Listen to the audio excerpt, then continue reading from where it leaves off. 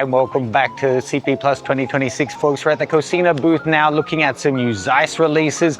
This video is brought to you by B&H Photo. You can see full details below. Check out their Paybu card. It's an in-store payment card that instantly credits you back the amount of state sales tax on your order. It could save you hundreds, even thousands of dollars. You can see full details for these products and my other things we're covering at the show in the details below. So look, about a decade ago when Zeiss first came out with the Otus lenses, they were gigantically heavy, they were incredible quality, they were $4,000 or $5,000 US back then, and photographers lined up to buy them. There was something truly special about them. They were so much bigger, so much heavier, so much more expensive than the ones being made by the camera manufacturers, but they were so much better. Now, in 2026, the playing field has completely shifted. Canon, Nikon, and Sony all have prime 1.4 and 1.2s for mirrorless. They're offering autofocus and fantastic image quality. So what does that mean for Otus in this day and age? Well, a year ago I was here, they were teasing the 50 and the 85, I got hands-on with them. I was really interested to test them out. For some reason, plans to send them out to me to test out for you guys and show you them in real-world shooting conditions fell through. I'll be trying that again now because I've just released a third one, so now they're holy trinity of Otus MLs, which is the 35-1.4. Let me run you through the specs. So this guy is 698 grams, 101 millimeters, and has a 67 mil front filter thread. It's got a 0.3 meter, 30 centimeter minimum focusing distance, and about a 1.57 magnification ratio. 15 elements in 11 groups, and as per the others, it's an spherical distagon design. It's still full manual, it's still a full metal construction, it still feels premium, but I tell you, compared to the previous Otuses, this feels so restrained. And it really does get me wondering, who are these for and how is it positioned now? Because it's no longer 2 or 3 or 4 times the price of the mainstream brands. It's around about the same price. But it's also no longer head and shoulders above them optically, I have to assume, because the others have caught up so much.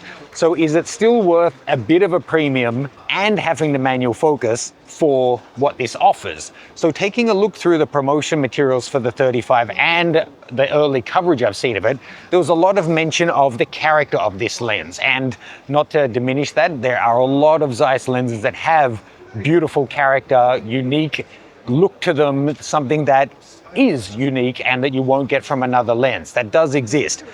But the Otus lenses, to be honest, they weren't known for character. If there was a character, it was the character of surgeon. It was so sharp, so clinical, so perfect, free of aberrations.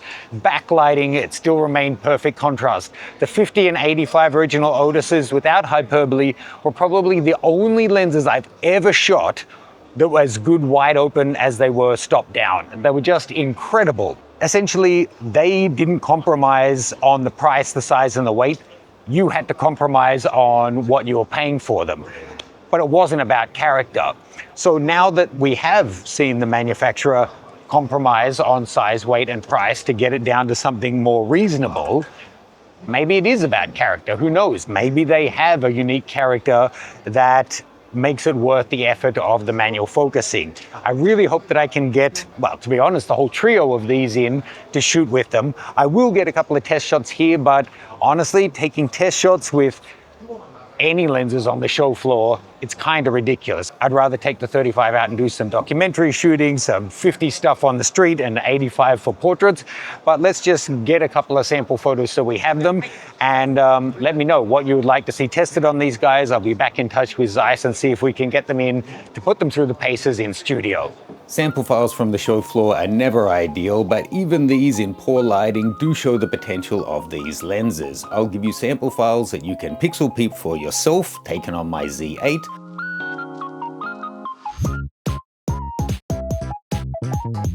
And if you're a Nikon Z shooter or a Sony Alpha shooter, check out my expert setup guides. There's details below. They show you how to set up your cameras to get the best results no matter what style of shooting you do. So I mean this with no shade. Otus for DSLR was synonymous with absolute supreme image quality. I just don't know what the ML range means in 2026. just having a little tiny, almost insignificant shoot with the three of them here on the show floor. They're still lovely to shoot with. The build quality of them is supremely good, not as absolute and top of the mountain as the previous ones, but they are literally half the price 10 years later.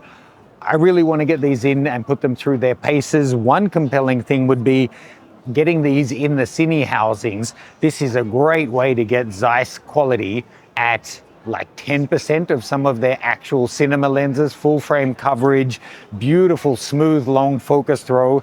They are an exceptionally nice lens. I just don't know where they fit in the current market. And I would love to get them in to do that full testing and see, how they do work out alongside autofocus 1.2s that the systems now have. So let me know what you'd like to see. Check out the links below for this as well as B&H's Paybu card, and make sure you subscribe. We've got more videos coming from the floor of CP Plus 2026 really soon.